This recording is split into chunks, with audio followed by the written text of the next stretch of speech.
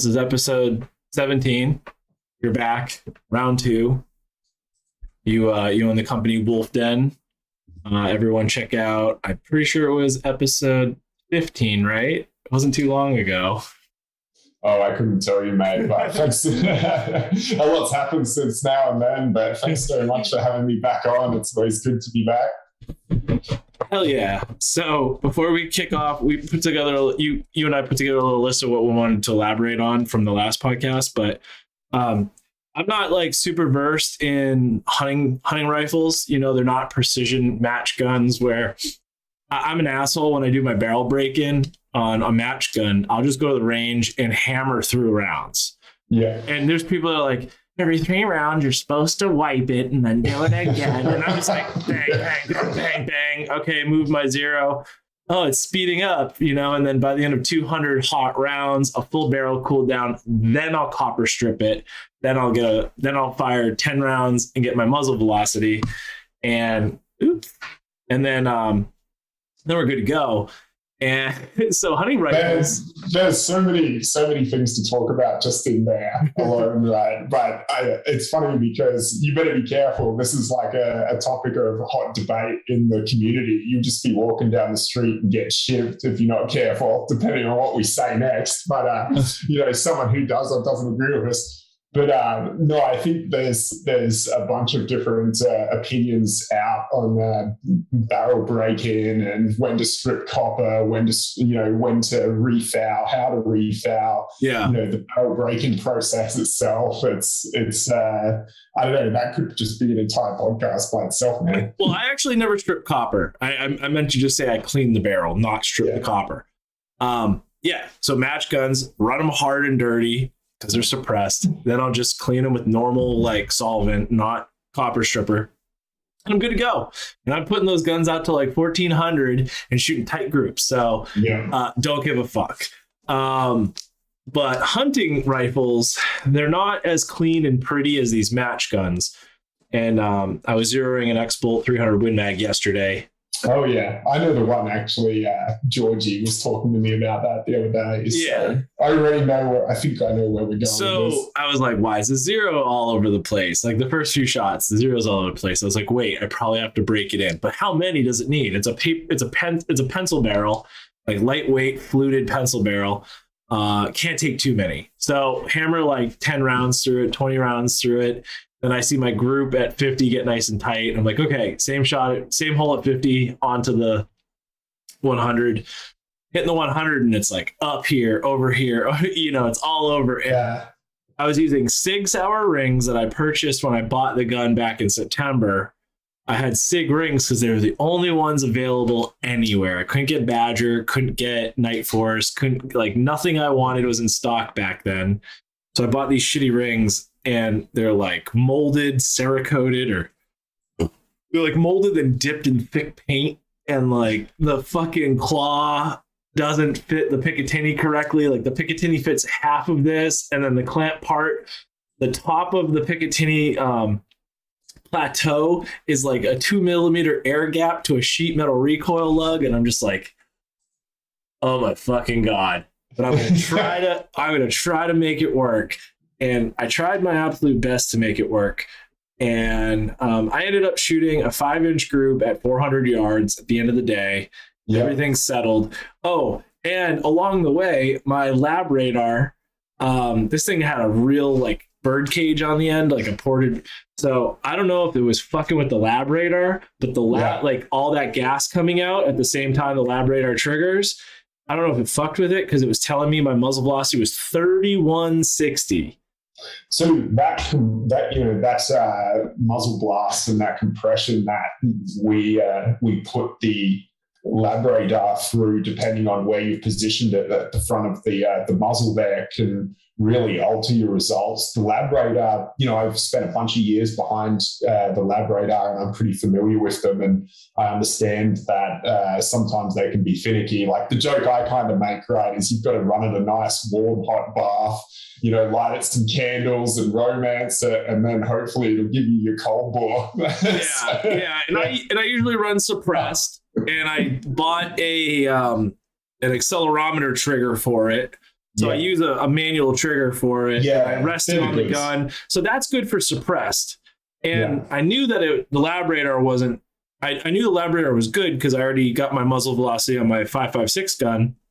And it was exactly where I knew it was supposed to be. Yeah. And then we get that one and it's like 3160, 3159. And I'm like, no, there's no way it's that high. I'm like, that's fucking 200 feet per second faster than the box. Like, that's not how bullets work. Bullets usually go slower and speed up as the bore gets smoothed out and the copper fills in the impurities. Right, you have some amount of velocity migration there after you've broken in a new barrel. But I think that's a good point in itself, right? Just the accuracy of the instrumentation you're using. Guys will typically get a muzzle velocity off of a chrono, but it's also important to question the validity and the accuracy of that input that they're using, that muzzle velocity that they captured, right?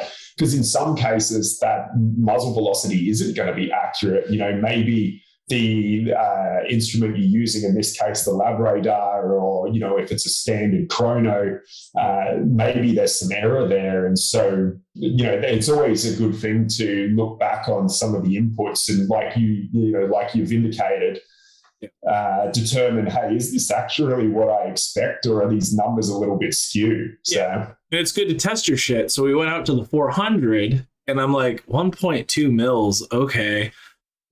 Bang my first shot and I hit the plate and it's a 1/3 IPSC and I kiss the bottom of the plate. You don't see an impact, but you can see it moving and you heard the ding. Yeah. And I was like, oh. And I also had the wrong bullet in because the SIG ammo that I was using was not in my calculator. But what I realized after some quick Googling at the range was it was a Nosler E-tip 180 grain.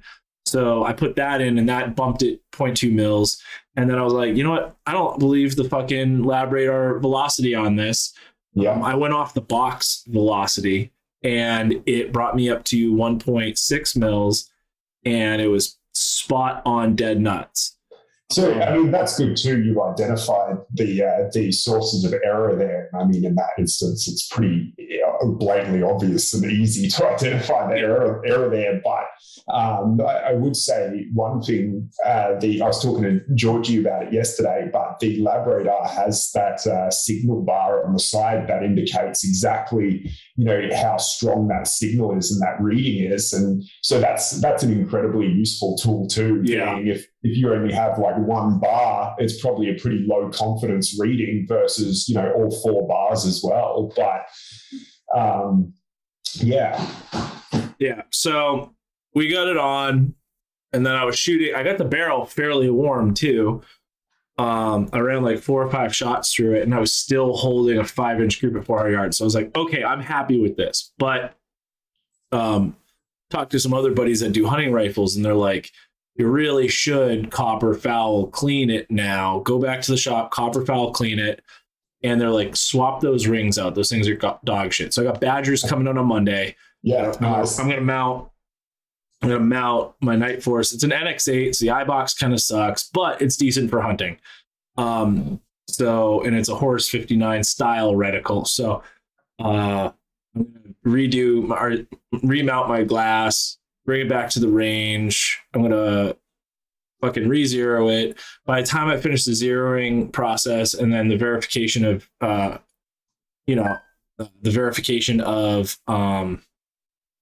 my dope chart on 400, it'll be another 30 rounds to the gun. So yeah, I think it'll be perfect for my trip. At first I was like, and this happened the last time I zeroed a hunting gun. And the problem is I'm an impatient person, and these hunting guns, you're supposed to do like 3 to 5 shots max and then stop. I had a CZ 557 Eclipse 308 that would get so much, like, it would get so hot with a suppressor on, it would get so much barrel sag. It changed at 100 yards, it would change the impact by like 3 inches. Just after like 5 shots. There's some pretty significant stuff going on there. So, that as well, right? Now you start to question whether you even want to utilize that weapon system for the intended purpose. Like if you're suffering a shift of 3 inches, and that's only after 5 odd shots, I would probably, sell that gun, or even just leave it in the gun cabinet, and it just never sees the light of day. Or hell, like I'm sure it could hold a door open around my house somewhere. Yeah. So, and I read a lot about, I mean, at the end of the day, it's like dealer cost on it. I grabbed it because, I watched these dudes shoot elk in Idaho and not put an animal down after one shot. It took like 4 or 5 shots, and I'm like, damn, I need a bigger gun. So, and I don't like 308. So I was like, I need a bigger gun. And, yeah, man, I just grabbed it. I mean, I think dealer cost on this gun was like $700, maybe $690. Yeah, good deal. Yeah, so good deal. But my barrels on my match guns are $500. You're raw. So, yeah. It's a considerable difference there. I mean, I feel like you've got to manage your expectations as well, right? When you go out and you get like a factory gun, like, there's some manufacturers that build some incredibly sweet guns straight out of the box, but then there's some other guns out there where like you literally get what you pay for, and you're like, all right, like this is it. But I mean, all things considered, there's numerous people out there that shoot where, they will take that gun out and they'll probably put 20 rounds through it a year, like 5 or 10 rounds confirmed zero, maybe another 5 odd rounds during the hunting season, and that gun will go back in the cabinet. And so maybe they only need like a $500 or $700 hunting rifle, especially when they're, shooting minute of elk as well, right? Yeah. But it's elk's a little easier. The animal that I'm hunting is a lot harder to kill. Gemsbach oryx, their heart is at the very bottom tip of their chest cavity, and it comes down real to like a big triangle. Yeah, and their heart's right at the bottom, right behind their front leg. Yeah, so they have to be bladed, either front quarter or rear quartered, and you got to just squeeze it in there because the lungs sit right above it. So as long as you're in that 10-inch kill box, the animal's either going to get lunged and bleed out that way, or you're going to clip its heart. I'm not going to chance missing this animal. So the guide told me like maximum shot 400 yards. I was like, perfect. I got a 400-yard range at my disposal. Let's do it. Yeah. And so, I mean, even as the gun sits right now, I'm confident that I could kill what I shoot at. But my heart rate's going to be up. My adrenaline's going to be dumping. Like, oh my God, this is the biggest animal I've ever shot. Like, so I want to start eliminating accuracy issues on the mechanical side. Yeah. And the trigger blows, like it's chonky, like you got to like bang it to get through it. So, and like someone's like, put these springs in. I'm like, I'm not going to fuck with it that much before I go. I don't want my gun to go click, Like, I don't know enough about the system. I don't have, it's still it's like an hour to my old range that I belong to. So it's still a lot of travel to like to and from just to do zero. And I'm just like, after the tag, the out-of-state tag's like $1,200. In-state tag's $100. So it's expensive. Like the trip's expensive, flights are expensive, the guide service wasn't too bad, and then the tag for the animal is expensive. And it's like, cool, we'll fill a freezer, but the animal costs a lot of money. Yeah. I mean, that's a consideration in itself, right? Like one thing that, I hear Kenny say often from Heartland Precision, he does a lot of training for the, hunting sector there, where preparing hunters that are going out for, a prize or trophy hunt, right? Yeah. And I believe what he kind of pushes to people in regards to his methodology is like, hey, invest in yourself. You spend all of this money on, your equipment, your hunt, your tags, your travel, everything else getting there. But, to not invest in yourself in the training to make sure that you're prepared for the hunt as well is is a pretty considerable thing.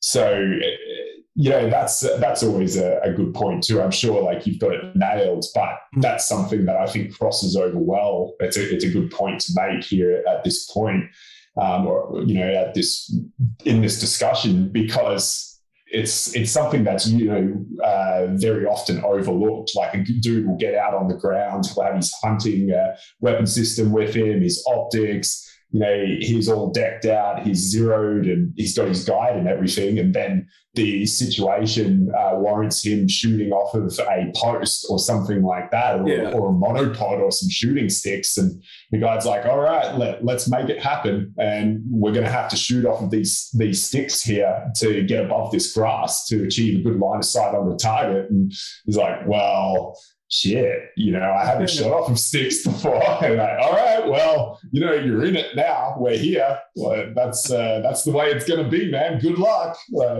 Probably should have prepared a little bit better. And I mean, at 400 yards, let's say I have to take a shot at 400 yards at one of these animals. Like, I mean, I had a 5-inch group benched, Yeah. Like you said, sticks. I did order a Harris 9 to 27-inch. Oh yeah, that's not a bad gig, man. Like for $100 just to get the job done, or whatever, and just have it there, right? Just the availability. I'll put it on the gun. I'm gonna have a big backpack with me. We're pretty much like driving around looking for the animal and going, oh, there's the herd. Let's go fucking set up, and then put our gear on and hike out. So it's probably 300, 400, 500 yard hike before we get to the point where we want to start shooting. Yeah. And we'll walk and stalk slowly till we at least get as close as we possibly can without spooking the herd. But he says, be prepared to do a 400-yard shot. And I'm like, yeah, okay. Like, some people might be like, oh, that's easy, but it is easy. 400 yards is easy. Like, but my precision match gun, right? Yeah. I mean, I almost wanted to bring it. And they're like, 6.5 is not big enough. And I'm like, I shoot a 130 grain. Like, if I shoot a 147 grain 6.5 versus a 180 grain, 30 cal 300 Win Mag, this bullet might miss, but still fuck it up real bad. But I can literally clip heart shots. I can shoot a 3-inch target at 400 yards, no problem with my match gun. Why not? But at the same I just look at the kinetic energy you got on target at the maximum engagement range, because maybe it's I mean, you'd have to run the calcs, but it could be similar. And if it's similar, now you've got that metric or measure to compare the two and go, well, I'm only losing this much kinetic energy with the 130 versus the 180 or something like that. But yeah, but from talking to him, is like, if you miss it all, 6.5 just gonna, and 6.5 at that range, it just like 300 Win Mag. That's the one thing. 6.5 and 6.5 Weatherby, they turn into like pencil erasers. The OTM folds over on itself super close range because it hits that wall, it bends the pedals all the way back onto itself, and it just ends up being a little ice pick eraser going through it. Yeah, I always describe it as the knitting needle. It just pushes knitting needle holes straight through. Pops holes in it. Like I saw a dude, we saw like the remnants of this elk in Idaho, and this dude plugged an elk 5 times with 6.5 Weatherby at 35 yards, and you had to find the hole. You could barely find the exit, it was just, you had to punch 10 holes in it to make it bleed enough. And then the 300 Win Mag that hit this elk opened up halfway through the body and popped a baseball sized hole in the backside of the animal. And you're like, that 300 Win Mag is like a 50 yard to 1,200 yard cartridge. So it just opens up so fast because of how much energy it does have. So obviously 300 Win Mag is the way to go. Got to just get this gun dialed into a place where I feel comfortable. I just don't trust the rings. Like, I'm not going to rely on, a couple $1,000s on this hunt for $30 6 hour rings and have that end up fucking me somehow. No, absolutely. So I was like, you know what? I'm going to make the investment. I'm going to pay for 2-day shipping. And luckily Badger's like $21 for 2-day shipping. Not bad. Yeah. And get the job done.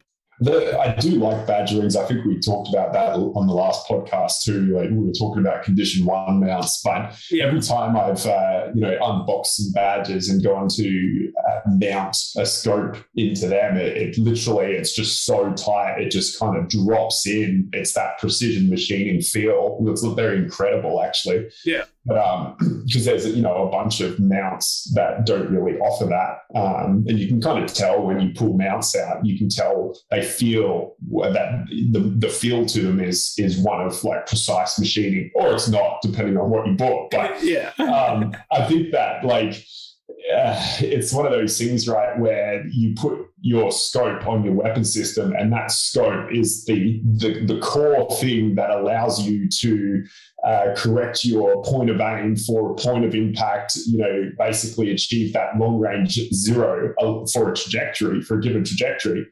And it's the one optical instrument on your weapon system that will let you hit that target at whatever range, right? Right. And then we go and just slap it on the weapon system with the cheapest rings or scope base that we can possibly find, and it's just kind of I'm usually obsolete not that at person. I'm not that person. I'm always like, buy once, cry once, buy quality. Yeah. And I showed Jorge, I was like, okay, this is a SIG ring and this is how it goes on. And I'm like, it's in the finish, dude, the finish on the tube, the coating or paint, whatever they used, putting it on my tube was like, like sandwiched. I had to wiggle it down. And then every like quarter turn to a screw on a cross bolt is like, like turning the optic sideways every twist. And I'm like, it's not supposed to do this. It's not supposed to do this. It's not supposed to do this. I'm an asshole to my scopes because I run Night Force. So instead of getting out a little nylon mallet and tapping one of the turrets and just kind of balancing it, I have another bubble level that I don't use. That's like a brick, and I'm just like ding, ding, ding. And we're filming the video on how to zero your glass, and I'm like, don't do what I'm about to do. Bang, bang, bang. And I was like, you know what, dude? We have to reshoot this whole video on how to mount glass to rings, because anyone that mounts glass often is going to be like, why are you putting those garbage rings on that beautiful glass and then relying on them for the hunt? Like, there's a problem. Yeah. What are you doing? I'm glad I wasn't there to see all of that. It just give me like PTSD. I'm like, I have my own OCD issues. I have nightmares about that shit. So I'm like looking, like as we're shooting at 400, and I'm like, and also my zero, even though I was zeroed at 100, there was no wind, 300 Win Mag going 3K. Like, why am I hitting the right side of the plate every time? Why am I doing this?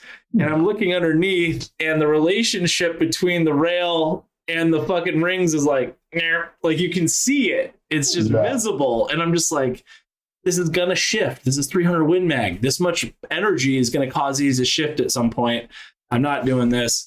And I ordered the rings today. They already shipped. They'll be there on Monday. And I'm like, it's one less. If I know my gun is hitting same fucking, same 2 inches at 400, I'll be happy. If I'm banging that stupid gun with that stupid trigger, 2-inch group at 400, I will murder anything I point the gun at. So I don't know. It's peace of mind, right? When you have good equipment. And my take on what equipment I purchase and what I utilize is relative to basically my quality control standard is, would I take it on a 2-way range? And if the answer is no, I'm like, well, I'm just not using this, So that's kind of the metric by which I expect my gear to perform. And, if it wouldn't perform on a 2-way range, I'm probably not going to use it. And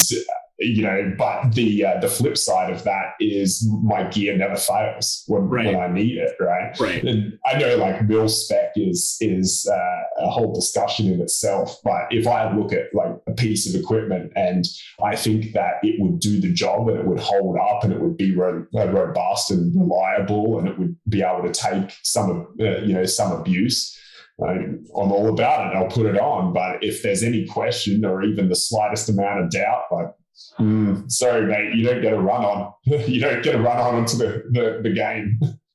A lot of people ask me, they'll see me in matches and I'll grab the scope.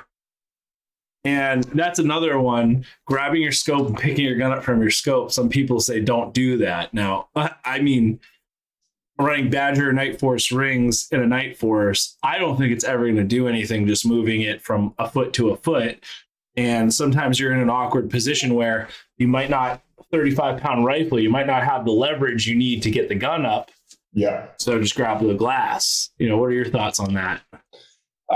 Personally, I don't think that it's likely you'd suffer any point of impact shift, to point of aim by moving the weapon system around like that.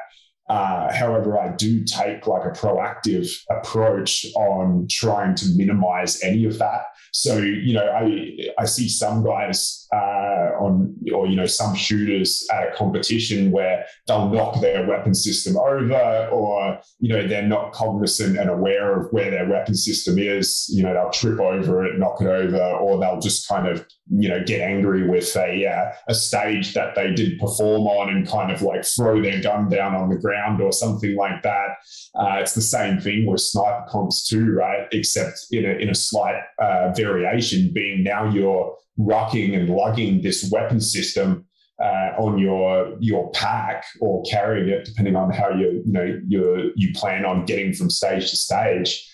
And all of that residual impact and movement that could potentially cause some slight POI to point of aim shift, basically zero shift there as well. So I don't believe that it's typical or it's common with high quality scopes at all, but I still go out of my way to try and minimize it, because I acknowledge, for me, especially on those sniper comps, right, like you get, say at a PRS comp, you may be able to go back over to the zero bay and just quickly reconfirm zero if you have a little bit of time, right? Some competitions allow that. Never seen that. That would have been cool. Yeah, similar. That's been my experience at the Kestrel Fall Classic in Florida there. But Florida doesn't count. Florida doesn't count.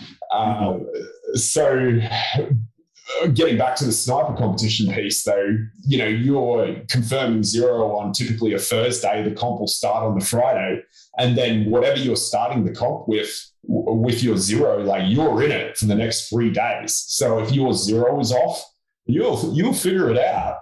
Over the next 3 days, you'll learn that, hey, I'm constantly 0.1 or 0.2 high or low or whatever, and you may very well run a quick field zero on a stage where, if your ballistics are solid on your gun profile and your muzzle velocity is solid, like you're very familiar with that weapon, you may very well go like, okay, that target was meant to be at 3.5 mils or whatever it was, right? The firing solution. And you're constantly 0.2 low or something, like maybe you go ahead and do a quick field zero and quickly slip those dials on the side to account for that 0.2, right? But you need a really good handle on your gun profile, on everything else in the system, where now you've isolated that it is probably a zero shift issue, and you're just correcting that. I think one of the worst things you can do is start just janking around with all of your gun profile inputs and your equipment and everything, and just changing stuff until it lines up at some range, right? But yeah, I think it's an important factor, right? The zero point of aim versus point of impact and zero shift. It's something that we should be it's something that I personally try and mitigate where I can. And if that means like babying my weapon system, like I'll baby that. Yeah. Speaking of Milspec, I think oh yeah, you were talking to me about that last.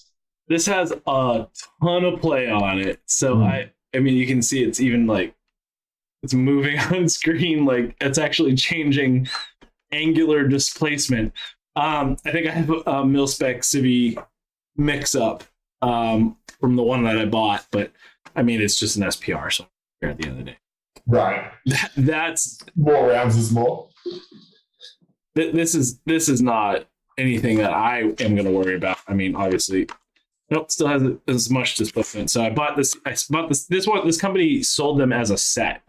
Didn't sell the cheek weld adapter separate. So I just bought the fucking finished good. Now I do have a CTR stock downstairs that fits this tube, obviously dead nuts perfect. So I could swap it, not a big deal, but I'm also lazy. So, but yeah, I finally finished the build, zeroed this at 100. And like, that's one thing is I don't zero stop my LPVOs because I'm never going to dial. Like, I'm never going to sit there and fucking dial. I'm just going to do a hold forever. So, super happy. This was shooting. And we did the part that we're going to keep on the video was I shot the 77 grain match ammo, OTM match ammos, Black Hills. Yeah. And then I shot some like Aguila 55 grain hot garbage range ammo. And my group at 100 yards went from, 5 shots in the size of a dime to, and like fast, even on 8 power full zoom, that dot is the size of the bullseye. And I'm just putting them right in the bullseye. And then I shoot the Aguila and it's 2.5-inch group vertical, changing elevation. Windage is fine. Elevation though, 3-inch group with that trash and shooting slow firing, and you're just like, ammo is so big. Like people have no fucking clue. You build a scoped AR and you're shooting trash fucking ammo, and then you call the manufacturer and you're like, this gun doesn't shoot sub MOA at 100 yards because of blah, blah, blah, blah, blah. And you're like, what ammo are you running? And people don't realize when you buy garbage cheap, the cheapest dollar per round ammo, you're going to get the cheapest dollar per ammo results. And I have friends that own rifle companies that are like, how often that we get, your gun sucks, it's not accurate. What ammo are you running? Oh yeah, here's the list on our website of approved ammo for precision accuracy. If it's not one of these, go fuck yourself. Yeah, that's an interesting thing in itself, because the discussion about ammo and like bullet types for gas guns, you have to be pretty specific there, especially because when you're talking about bullet selection for gas guns, now you still want to try and use a high BC low drag bullet, right, at a muzzle velocity that is conducive to the bullet weight as well. But maybe you can tune your gas system if you have an adjustable gas block. Maybe you can't. Maybe you're running suppressed. These are all factors we've got to consider. But now we're also considering typically a lot of these weapon systems, you're running a mag feedable weapon system. And so it comes down to semi-spec as well. So not to mention a lot of those manufacturers will run a chamber where that throat has been bored out a little bit as well, compared to a bolt gun, where, as I understand it, it's somewhat of a safety mechanism to address overpressures. Now, and also obviously also to accommodate different types of ammunition as well, or different types of bullets, but when you're talking about running a semi-spec bullet that's jumping an excessive amount to the lands, and in some cases, particular bullets won't shoot well with that excessive jump. So it becomes more important to be selective about hey, am I going to shoot a hybrid ogive? Am I going to try and shoot a secant or a tangent ogive? Obviously, the tangent would be more conducive to being less susceptible to jump, right? And at that point, you start to consider what is actually going to do the job. And what I typically look at as well is what bullet has a good reputation for shooting well in gas guns, or what was designed for gas guns in that caliber as well. So. Yeah. And then, people are going to ask, well, I'm not spending $2 a round right now on high-end ammo to take a class, like a special purpose rifle class where you're putting 600 rounds down in a day. Yeah. I know I'm not going to do that. The 77 grain stuff that I think I have 400 or 500 rounds left. This gun's going to stay zeroed for that. I'm going to know my POI shift with, now I have some much higher end target ammo downstairs. When I say higher end, by 8 cents a round, but it's that it's that different that it's going to yield a better result at 100 yards on paper than what I was shooting. And again, that's the other thing. Like, I said to Jorge, I was like, dude, my group is up here. I shot the same target and my group was 3 inches low and a 3-inch group. Like, you'd think smaller bullet, you probably get a little rise to it. Not. It can vary. It can vary. Obviously, if the powder pressure is like a lot of the aftermarket stuff, the pressures are higher. But I was surprised how low it dropped. Like 3 inches at 100 yards is a lot for a smaller bullet too. So and I'm sure if I took factory ammo out and tested all of them, I'd get much different results from each one. And people don't do that. People don't go and I have PMC X-Tac. I have, this, that, Federal, like all these different target loads, Hornady Frontier, and all the cheap stuff. But maybe you should go out, buy all different types of 55 grain, and then find what likes your weapon system the best for target ammo, and then obviously have your OTM, like, if shit hits the fan, or if I'm hunting or whatever purpose the gun was built for and you're using it, have that ammo, have the gun zeroed for it, but just know you're find whatever target ammo is closest to the stuff that you shoot after the fact. What is it? The world's paved with good intentions, right? I recently started, actually not so recently. This is something I've been messing around with for, a long period of time, but I have been dabbling with the AR-10 precision gas guns for a while now. And a portion of that involved going and running a whole bunch of different bullets through to determine how those different bullets performed through that individual gas gun and that individual barrel. And some bullets performed exceptionally better than others that I thought were probably going to, work well through that gas gun system. And so, you go out and buy a 500, maybe 1,000 rounds of an individual bullet lot, and then only to get them and then test them and figure out that, hey, my gas gun doesn't actually like shooting these bullets, and now you're back to square one, right? That's also something to consider there as well. But I think sometimes you just kind of you've got to go with what the gun likes, regardless of how bad you wanted to shoot a particular type of bullet or a particular brand or manufacturer. The other thing is too, with gas guns, I think they're a little bit different compared to bolt guns, being that there's obviously the gas port in the barrel as well. And so if you have any kind of, residual issues with the way that gas port was drilled, in some cases it can be stripping or cutting the jacket on that bullet as it passes over the gas port there. And usually over time, eventually that'll wear away, with some gas port erosion and that as well. But that takes 150, 200 odd rounds into the barrel life before that gun really starts to tighten up and starts to group extensively well. Other dudes will go through and fire lap their barrel to try and get that, going and speed up that process, right? Obviously understanding then, you fire lap your barrel. Now we're talking about, some additional wear on the barrel itself, which will reduce your barrel life. But it's all a consideration factor there with gas guns. They're sometimes a tricky system. And I've heard people say in the past as well, like, don't really rely on the first 100, 150 rounds through a gas gun, because it might not be a good indication of how that gun's going to perform. On the other hand, it may very well be, but I have seen that with some gas guns that initially they started and they didn't shoot very well, only to tighten up after about 100 or so rounds, and tighten up pretty well.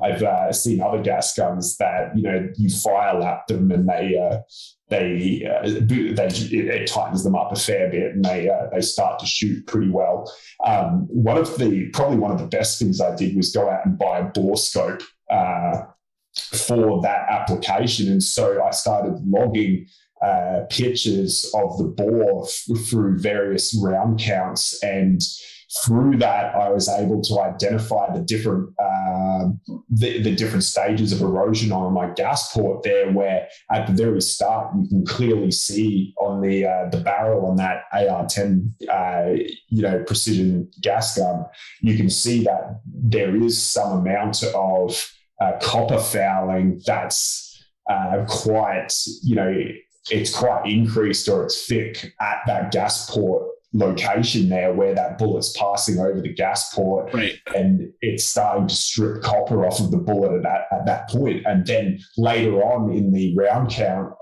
in the barrel life there, you go back and you reanalyze what that looks like with the bore scope again, and it's considerably reduced. right. So I also hear people talk about, everyone has their own opinion about when to strip copper or when to strip the carbon fouling out of barrels, and then also how to handle gas guns as well.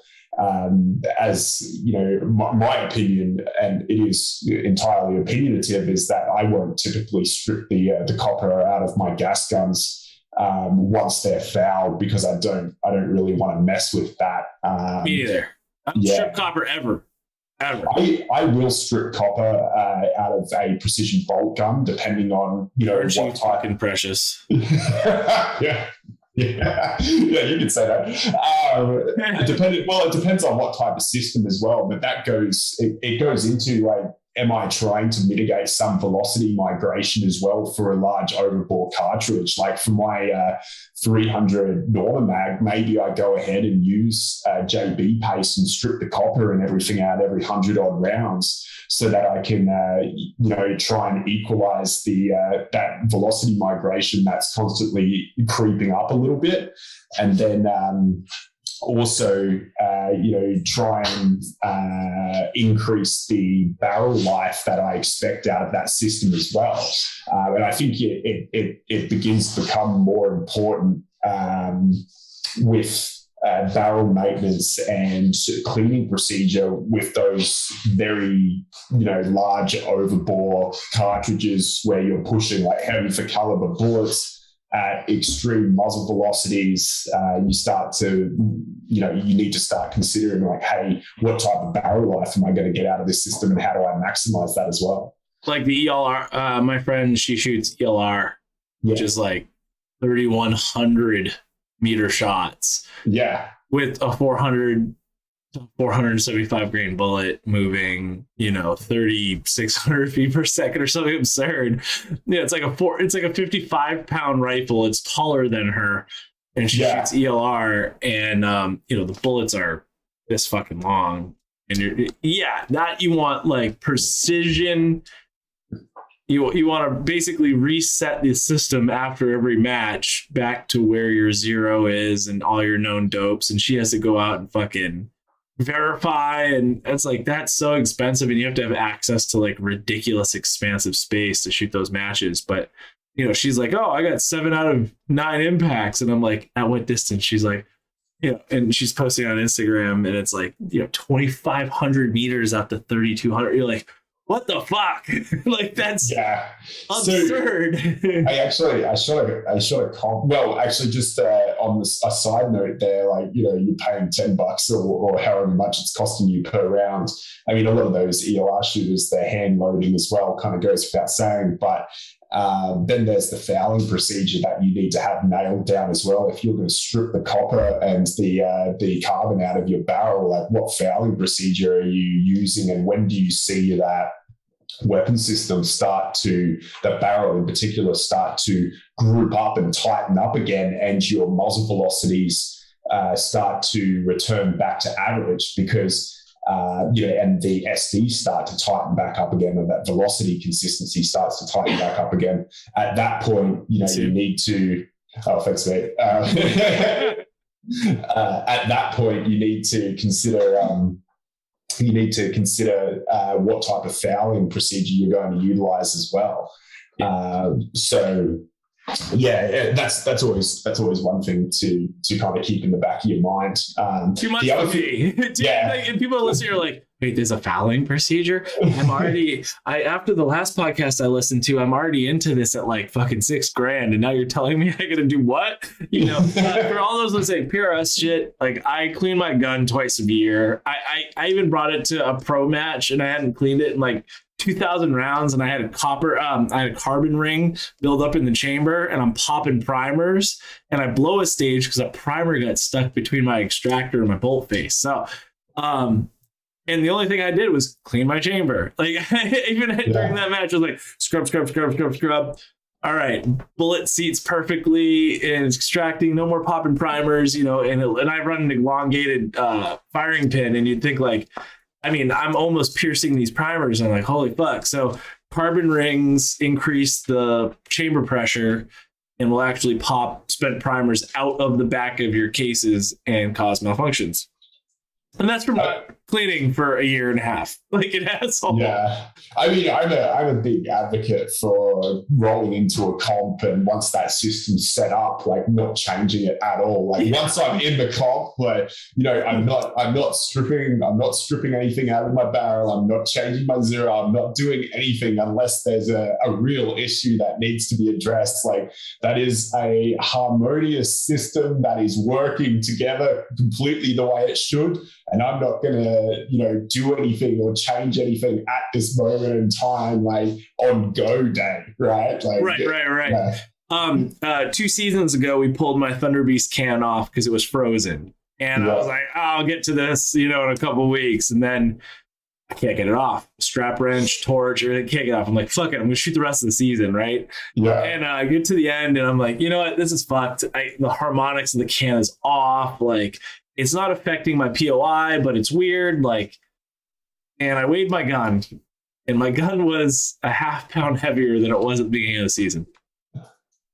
And I went to my buddy's house, and we put it on the lathe and got it nice and tight and hot. We finally put it in barrel vise, and we broke the barrel vise. He didn't have like a factory barrel vise. It was like a homemade one. Yeah. And it worked to put barrels in receivers, not pull off frozen cans. Right. And we finally got the can off. You look inside and it's so bad. So we put it in, he does half water, and then the other quarter, 25% hydrogen peroxide, 25% white vinegar into a hydrosonic cleaner, and it just dissolves the carbon.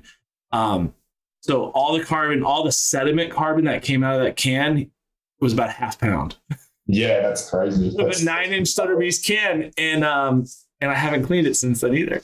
And but I put the Area 419 reverse thread Hellfire pattern on still, and it froze, so I can't get it hand tight off. So I gotta bring it back to my shop, get the strap wrench off, and pop it off. But which will come off for those listening. Thunder Beast put their taper in front of or behind their threads, so the threads get chock full of carbon, and you can't get the thing off. So if you do a Hellfire from Area 419, it's an insert that goes into your can right-handed, but it's a left-handed thread, and the adapter that goes on your barrel, on your actual threaded barrel, is crowned, and you screw that on and you torque both those down separately, and then it's a righty loosey right-handed thread. Yeah. So then that marries to your can, and then obviously you do your dissolving ultrasonic bath to clean out your can, and then you just obviously brush and carbon foul clean your muzzle. But it's just so you don't lock it up to the point where you have to go to a gunsmith. It's enough that a strap wrench and putting your receiver in a vise will get the can off. But I love Thunder Beast cans. They're fucking hearing safe. A 6.5 with a 264 diameter can Ultra 9 is hearing safe for the shooter. It's unreal, and it's so quiet, and it's a supersonic bullet, and not a lot of cans can do that, and that's why I really like the Thunder Beast cans. They do them so well, and they don't get too hot.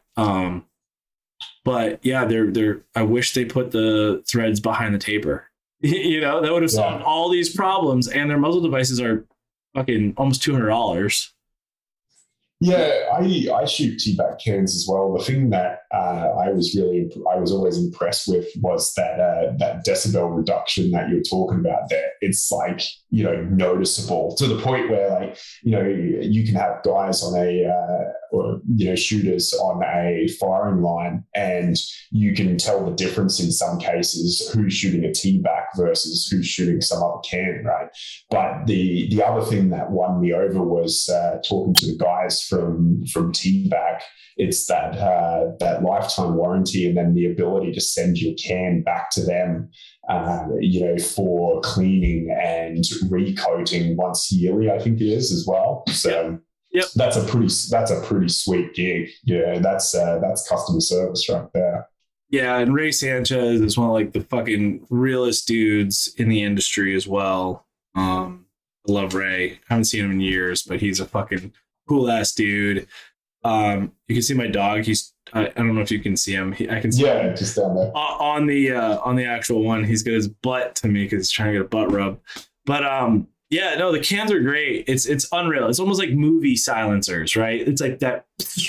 Yeah, like it has that movie zippy, animated suppressed sound, and I haven't heard anything like it other than one of those 3 foot long 50 cal suppressors that you like make that real whistle.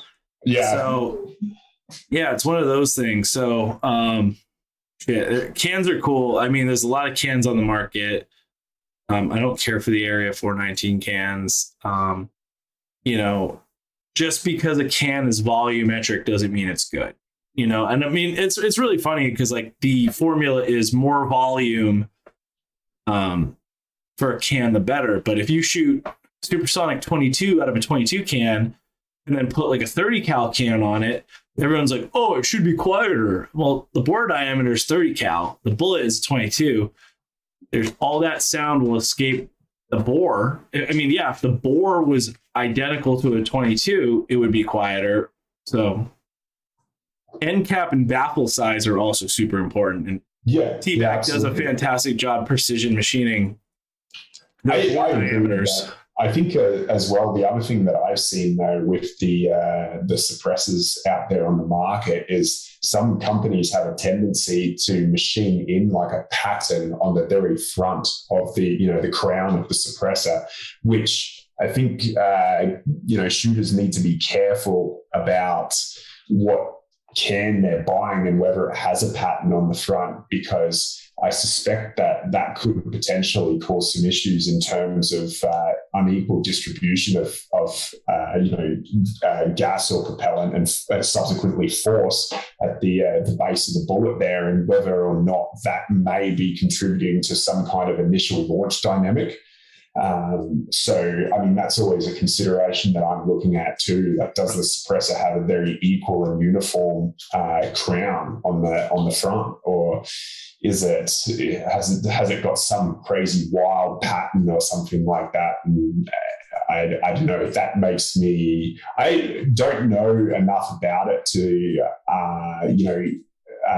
undoubtedly say like, hey, this is the issue or whatever, but it makes me nervous enough that it makes me reconsider that product. Oh yeah, absolutely. And people that might not shoot precision rifle, I mean, if you've ever shot a hand-built 2011 with a bull barrel and a 11-degree race crown versus you pick up any fucking gun off the shelf that has a pussy fart of a fucking muzzle crown, you're going to get really strange dispersion of pressures. Like one thing I noticed, like the CZP-10C pistols that came out, when they first came out, when you were working, they were not that loud at the operator, but the second you got behind any sort of barricade and you're shooting past the barricade, they were extremely concussive, right? And they have a decent crown on those from the factory, and you can make them better, and you can displace that pressure more forward and wider, doing a different crown on them. It makes it more comfortable to shoot as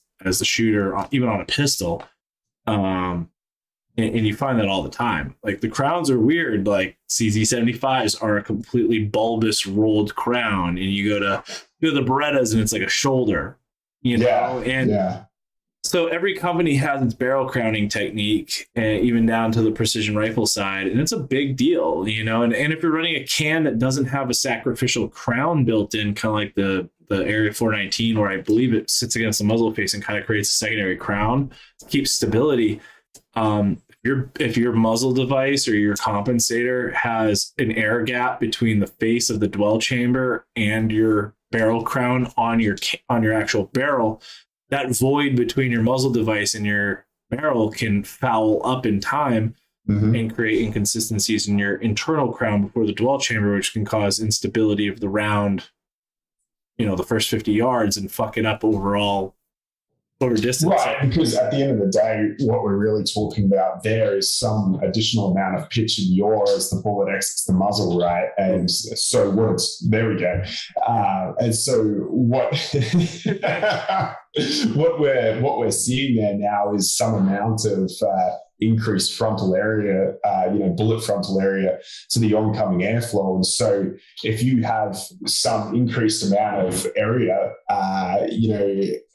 that bullet's trying to penetrate the air. Now that bullet's slowing down quicker, right? And we're also, if we talk about BC for a second, what's BC? The ability or a measure of how well a bullet penetrates the air and maintains velocity. So if you're losing BC because the bullet's flying with some additional amount of like pitch and yaw, it's flying with some additional amount of resistance or drag, and the BC is going to be decreased, and it's also going to have some amount of velocity decay as well until that bullet just damps out that pitch and yaw, that excessive pitch and yaw angle. It goes to sleep downrange, and then it'll fly point forward and fly with the most maximum efficiency it can. But for that period of time, like that, there in itself is the reason why some shooters will see a discrepancy between the muzzle velocity that they achieved on a lab radar or a magnetospeed or something like that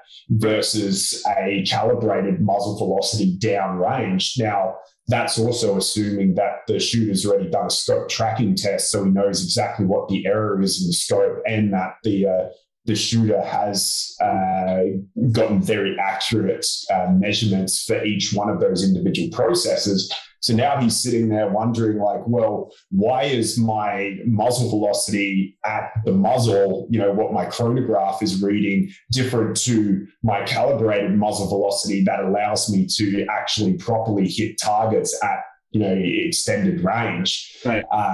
If we know that muzzle velocity from the chronograph is accurate and it's precise, it's a good measurement. At that point, I start to really look at, like, is there an initial launch dynamic? Is it with that suppressor or that muzzle brake, or what exactly is going on here? Because with a solid zero, with good sight tracking or scope tracking, or if you've got a good handle on what the error margin is on that with a scaling factor, and all of your ballistics in your gun profile is solid, there's really no other reason for it than, hey, is there a velocity decay component here, an initial launch component? And the crazy thing is, actually, with the lab radar, you can use the lab radar to look at that by looking at your downrange velocities as well and determining, hey, does this match up with a range card at these increments, for whatever you set it to. And if the velocity doesn't match up, you, sir, might have a velocity decay or initial launch dynamic problem. Yes. So that's a lot. That's a lot to digest. That's a lot to digest. So that's one of those like, all right, what the fuck did Chris just say? That's all right. So, I mean, this is like, we're talking, so if you're an F class shooter. So F class is if you have a super pimped out bolt gun that's a bench gun that you're sitting there and you're shooting known distances over pretty far distances, and you're trying to get a group, like your tightest group possible at these distances. It's kind of like PRS, but you're shooting from a bench and you're just trying to get the tightest group at all these different targets and beat everyone on tight groups. And I can't remember if F class is timed or not, but So F class is timed, and that's all typically prone. Proned out, yeah. Yeah, same but different.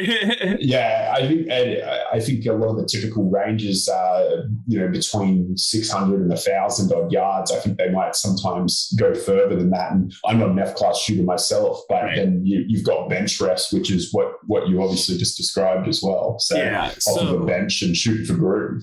So these competitions with an element of time speed that's needed, what we're talking about might be more important than a PRS shooter. Like, for the most part, you run a PRS gun like you would run a duty gun. You'd beat the living fuck out of it. Like, I'm pretty sure I smacked my glass off of a steel pole like 6 times last match. Like, it happens. It's hard use. It's fun. And, eventually when you notice something wrong, you fix your issue and then get back on it. As for if you're getting into, everyone's trying to build. So it used to be like everyone used to build these super Gucci guns, and then everyone got into like a CQB phase in the social media of guns. And I've always been like, okay, what's the gun for? Like, what are you doing with it, right? So obviously 10.5-inch guns are good for me, are good out to like 300 yards, or 11.5-inch guns, because they're better than 10.5-inch guns by a lot, but by double. But and that's the dwell time from a gas gun from the gas port to the end of the muzzle. But 11.5-inch gun to me, I'm like, I can shoot out to 300, 400 confidently with target ammo and know a general vicinity where I need to hold. And if I need to, I can, right? But then my buddy Rudy was like, he's got a one gun does it all. So I built a 16-inch special purpose rifle that can reach out to 600 confidently. But also, if I need to do a little CQBR with the 45 T2 and, it's got a laser and a light. The light is all that good stuff, right? All the good stuff. Yeah. So it's heavy. Yeah. I mean, it's a heavy system, and it's got a Night Force ATAC or F1 on it. I put the LaRue CTR mod for the cheek rest, which is nice because now it fills in that gap between my cheek and the night vision, the night vision height scope. So if I'm running night vision, I'm still going to be able to get behind it really nicely because of the way that the words they did this cheek weld. It's like a very that makes it so much better. It's a very pointy cheek weld, right? It gets tight real at the top and it's splayed out. So if you are running it and you're running night vision, you can kind of cam it in a little bit and get behind that glass well without having an interference between your tube height and your cheek weld height. But then you need to get behind the glass, like proned out and manage it with your cheek. You're good to go. So I built like the do it everything gun, right? And it's cool. The handguard, I wish it didn't have a quick disconnect on the bottom side of the fucking rail on the underside. I wish I had one more M-lock slot there so I could snap a quick on Picatinny. Because I did put a hand stop, a grip width behind the Harris bipod, as a barricade stop. But now I'm regretting it because I'm like, if I want to clip an ARCA onto it or clip a Picatinny onto it real quick and throw it on a tripod, because I run specific, Picatinny or ARCA. I don't run a clampable. I hate clamping. I hate clamping fucking tripod setups. So I'm like, I can clip a, kinetic development clip-on rail in there real quick. Boom. And I'm like, nope. The fucking hand stop I chose is too long that it'll crash into the front or behind M-lock slot on a device. So I'm like, great, I just fucked myself here. Now, I mean, it's exactly where I want it to get to my laser and light, but now getting into a tripod is harder. And then using my sling on a bag on a tripod is even harder. I did get this new sling from Ridgeline Defense, and this is their new SPR sling, which is kind of cool. And it has this Tegris carbon fiber stitched in monopod. It's a rear bag, and that little cutaway is for your stock. And I see. Interesting. It's toothed here in the front to dig into the ground. And if you need to, you just monopod it in the back, and you have a built-in rear bag for your special purpose rifle. And I used it at the range yesterday, and the table on the range was kind of 2 days ago. And it's kind of, the texture of the wood, the grain was perpendicular to me, the shooter. And I was able to hook the bottom of the Tegris into the wood grain that was exposed enough. And then all you got to do is bend the Tegris. You just flex it between your thumb and the palm of your hand, and you get your elevation change. And I'm like, yeah, that's pretty fun, because I forgot a bag. And for the hunting rifle, so I just took the sling off this and was using this as the rear bag, and it was fucking awesome. It was absolutely fucking awesome. And then on the other side, they have this quick pull ring here, and that's so you can pull this. So obviously, pull it out, hook it into your belt or a lanyard on your belt to do quick tripod work. And then once you clip it in, if you need to get out of your belt, if it's under tension and you pull the lever here, it gets you out of clipped into your rifle system on a tripod. So they put a lot of thought into this sling. And the backside of the Tegris is so smooth that if you have a stick-on waterproof dope card, you can put a dope card on your monopod. So really cool system, really lightweight sling. I don't know. I would actually use this for PRS, because there was a stage where we were not allowed a bipod, but we were allowed a sling. And well, it has a monopod built into it. So that's kind of gaming some stages where it might be like a prone no bag stage. Yeah. And it's like, okay, so now you got to load your gun properly, but I don't have a rear bag. Oh, look, I have a monopod built into my sling. So it's not the most comfortable sling for carrying around a 30-pound PRS gun for all day. But how often are you using your sling in PRS? Probably not enough. The answer is not enough. But that, I think, answers a lot of questions. Solves a lot of solutions for me, at least. For even at the last match, I'm like, man, I tried using my sling the way I am supposed to, and I was using my Coltac sling, and it does too much and has too many features on it that, maybe in a sniper scenario where you have time to set your gear up a little bit, that sling will be very useful for you. And it has an ability to clip in a 6-foot section, so you can sling front, sling end, and then stand in the sling. And then put tension up on your support hands and build tension that way. That's great and all, but PRS is under time. You're never going to get the time to set your sling up the way you want it. Like that, for sure. So for more of a sniper application, I'd say, cool. That sling's got a lot more utility than a lot of other slings. But man, this thing, for what it is, for how little light it is, it's pretty fucking rad. So I'm pumped about this setup.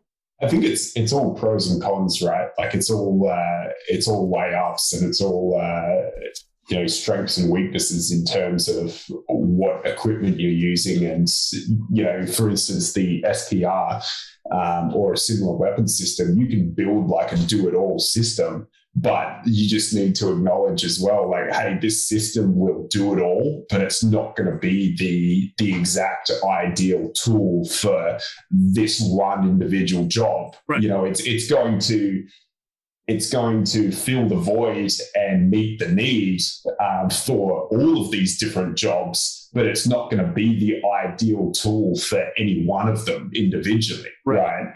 But I think that's just the trade-off of trying to use a weapon system or a piece of equipment or anything like that in that capacity, where you're like, okay, this one piece of equipment or this one weapon system is going to do exactly, like it's going to do all of this broad range of roles and tasks. But of course, there's other equipment or there's other weapon systems out there that will outperform it in this one individual scenario. Right. It's just, what are you using for? What are you using it for, right? Right. So per our little list that we started, did we even touch on like 1% of it? Well, there's a little bit there, right? We discussed a few things there, but I kind of went through and looked at a few different cartridges. I was reading one of the Precision Rifle blog articles by Cal Zant earlier today. Yeah. which was, it was pretty interesting to see what the, some of the high-end competitive shooters are using in PRS at the moment in terms of bullet weight or grain, and then also the case or cartridge itself. Yeah. And, as I said, as with everything in long-range shooting, it's regardless of what you're doing, it's all pros and cons. It's all like a weigh up of what you think is going to meet the need for that situation and what you need it to do outside of that individual situation as well. So there's like a myriad of different environments or different scenarios where it becomes more difficult to cater to vastly different scenarios than if you were just like, hey, this is my PRS comp gun, Right. It's like, the guys shooting 6 Tiger or 6XC or any of the really fast 6mm stuff, they're trying to cheat wind a little bit, 3,100 feet per second velocities on 105 to 115 grain bullet. And they're just trying to laser beam it out there as fast and light as possible with still having enough weight to not get augmented by wind too much and have the least amount of recoil at the shooter. And I think we talked last time, I could switch to a lighter caliber like that and probably shoot better for my skill set.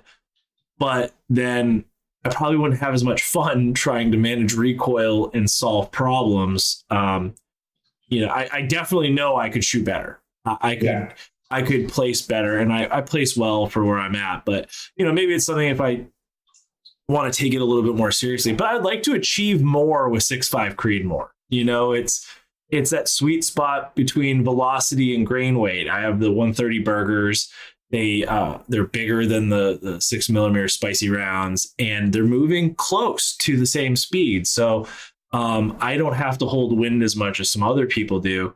And that's nice. That is actually really nice. So I enjoy the cartridge. There's people like that, you have the means to switch. Why don't you switch? And it's like, maybe if I do well enough on 6.5 and a couple other people want to sponsor me, yeah, sure. I want to do well for my sponsors.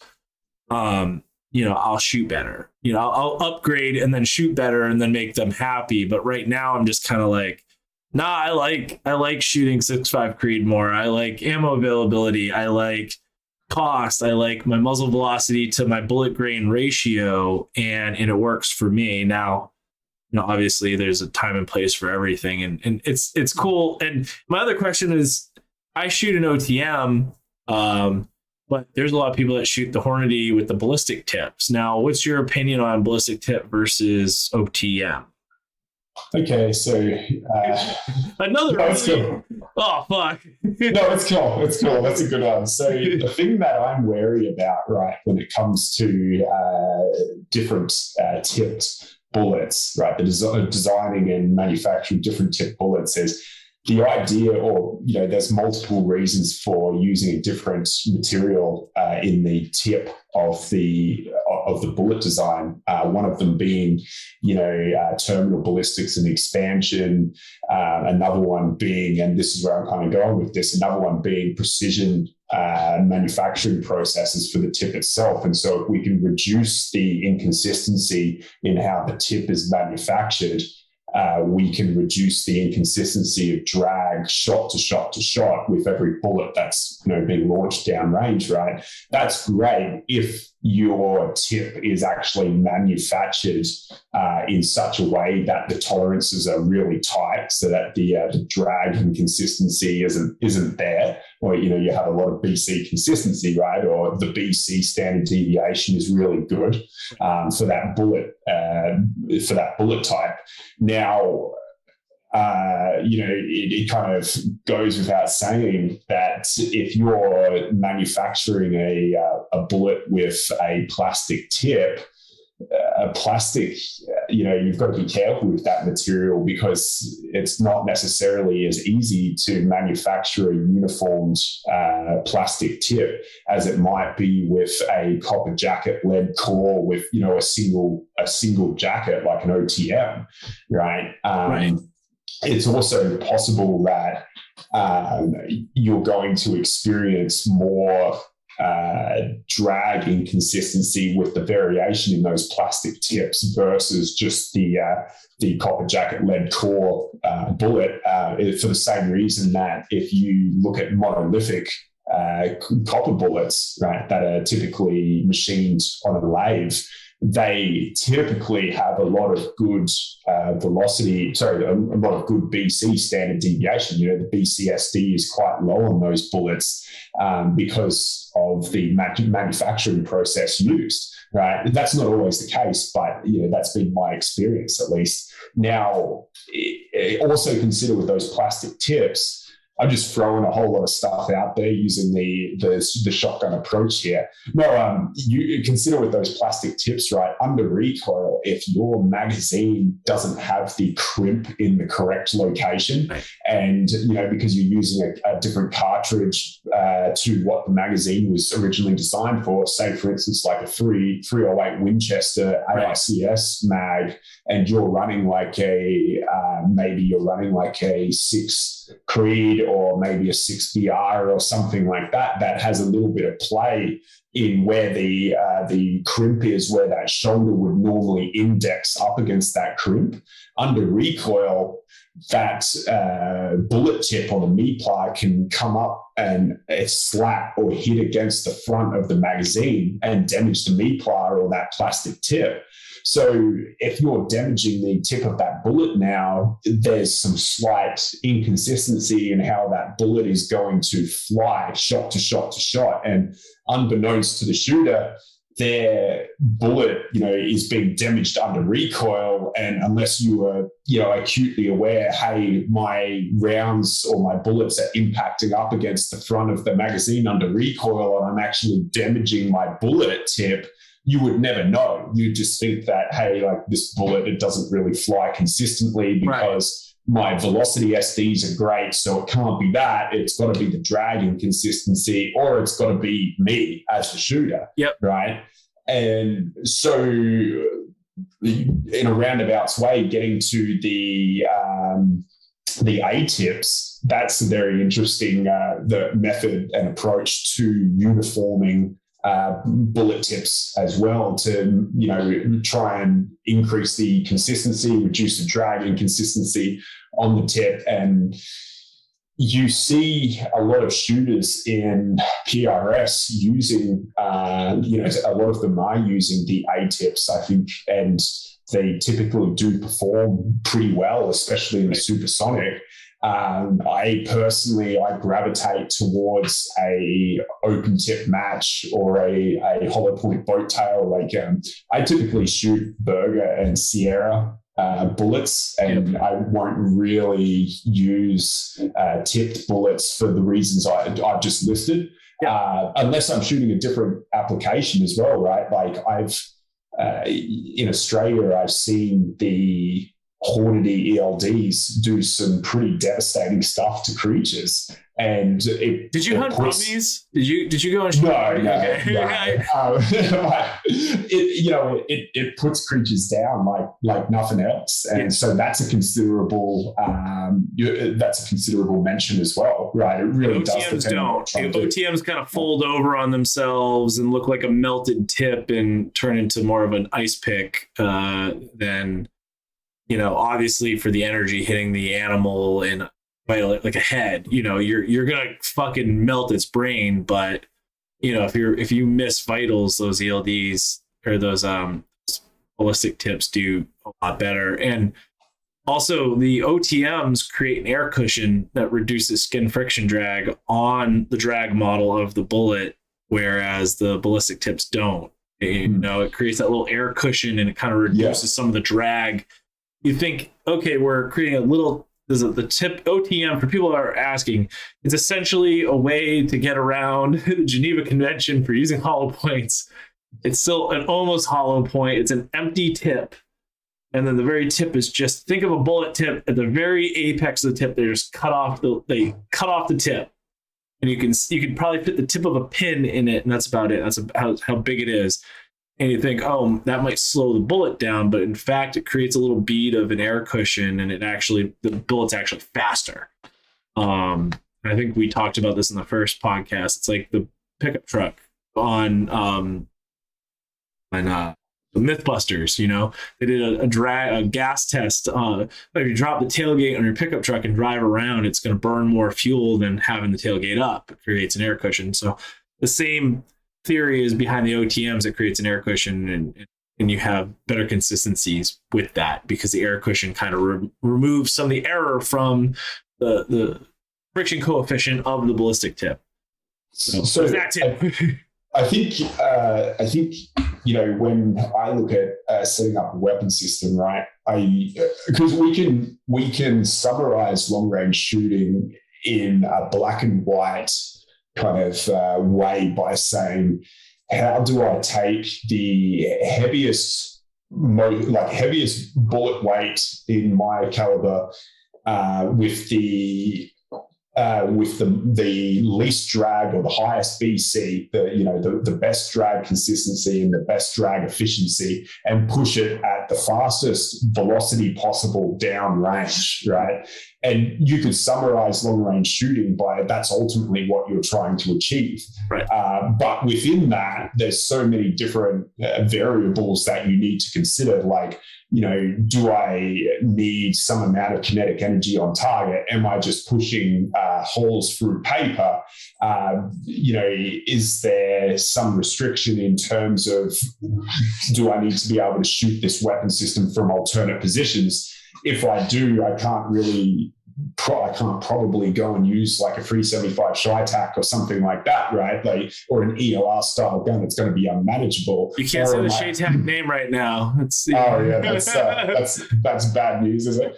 I didn't get that email memo. But I think like then you look at, am I just shooting this weapon system prone? Do I expect to be able to capture recoil, or am I intending on free recoiling it? Do I need to be able to observe and spot my own trace downrange, or do I have an oppo or a spotter working behind me to help me with those extended target engagements as well?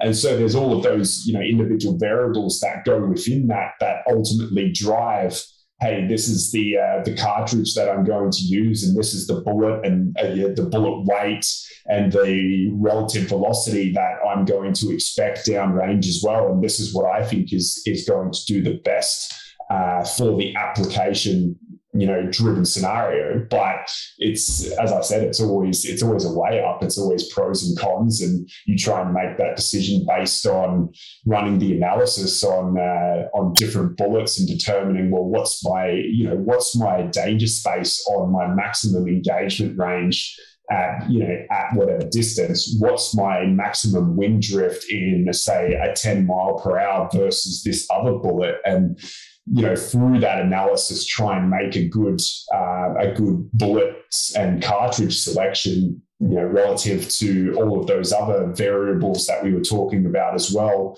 that are shooting discipline or shooting application or shooting objective driven. So it starts to muddy the waters a little bit. Yeah. Yeah. And the owner of Shytac just got PNG'd for stolen valor.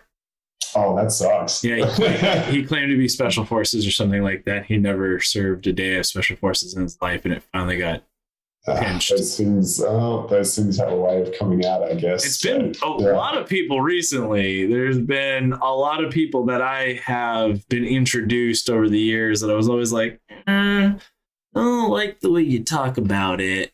It doesn't sound right. You don't, you tell me, but it doesn't sound right. And and then they come out and I was like, oh, he told me he was a Ranger. And then someone's like, no, he came out and said he was a Green Beret. And I'm like, huh, funny. So anyway, okay. So this is, again, a lot to digest. We still have items on our talking list, but we should probably cut this. I'm still healing from my surgery. This was an hour and 20 minutes, man.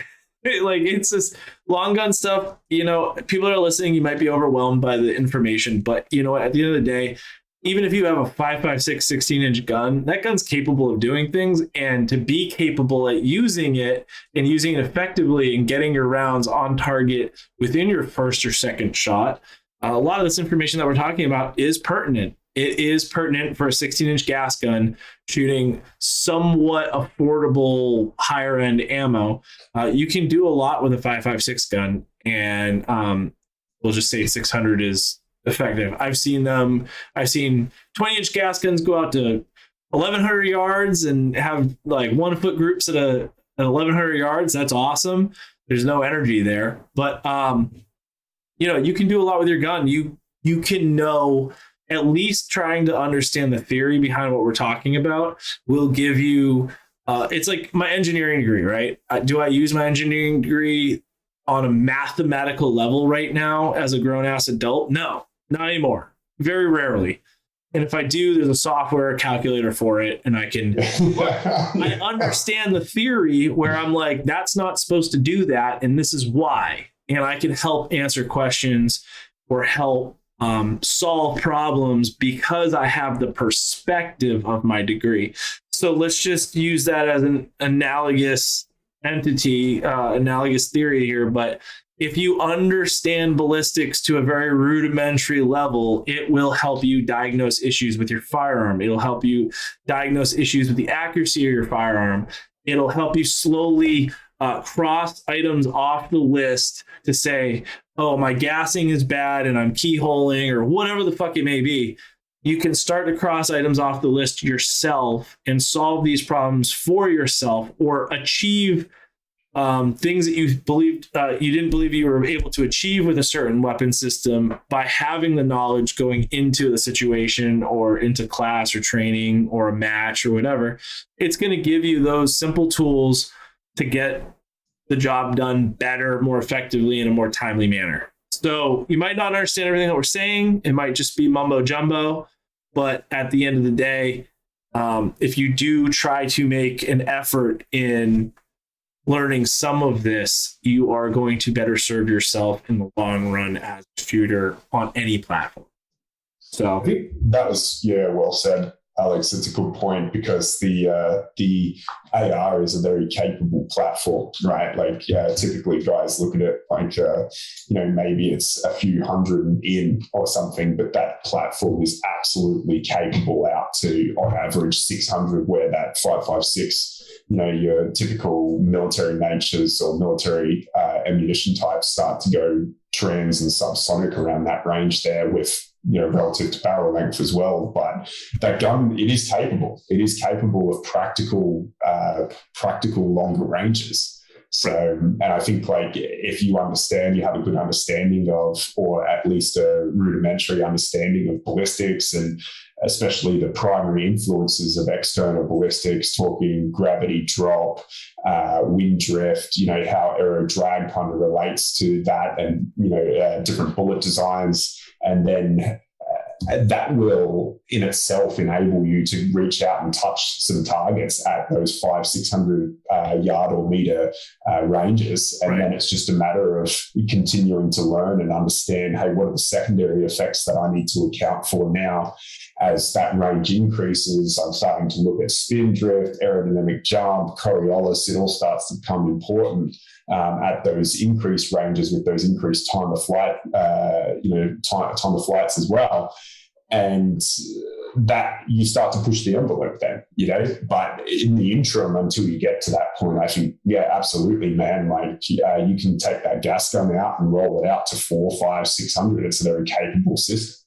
Right. Exactly. So don't be discouraged at our wordiness, but you can be very capable with what you have, simply put. Chris, it's always a wild ride. We could do, I was just talking to Jorge a minute ago. It was like, probably gonna have to do 2 more. He's like, all right, I'm like, whatever. So we can recap after this and go through the little list that we kind of drafted up a couple of days ago and say, okay, we did 20% of this, so we can keep going and whatnot. So everyone, thank you for listening to us mumble physics for an hour and a half. This was episode 17. It's got to be 17. If it's not, Jorge can edit me saying 18 in there. Of the ANR Design Unholstered podcast. I'm your host, Alex Costa, and today, again, we had Chris from Wolf Den USA, and you can find our previous podcasts on all of your downloadable content and YouTube. So, Chris, thanks again. No worries. Thanks so much for having me on, Alex. I just say, if just follow us on our social media platforms, Wolf Den USA on Instagram, LinkedIn, and Facebook. There you go. So, and Chris is a wealth of knowledge. That's why he's here. That's why we're talking. That's why. So, and he loves answering questions, as you can tell. So, hit Chris up if you have any specifics within the last two podcasts. And I'll do my best to answer questions. You guys know how to ask me questions on Instagram. We post and ask me a question at least daily. I answer them, and then I categorize them in the highlights underneath the bio on our Instagram page. You can check that out. Try to listen to the highlights if you have time. It's podcast worthy. It's how long you would be listening to them. There's enough of them that you could learn something from them. So anyway, thank you everyone who listened. And Chris, thank you so much for joining us. No worries. Thanks, man. Yay.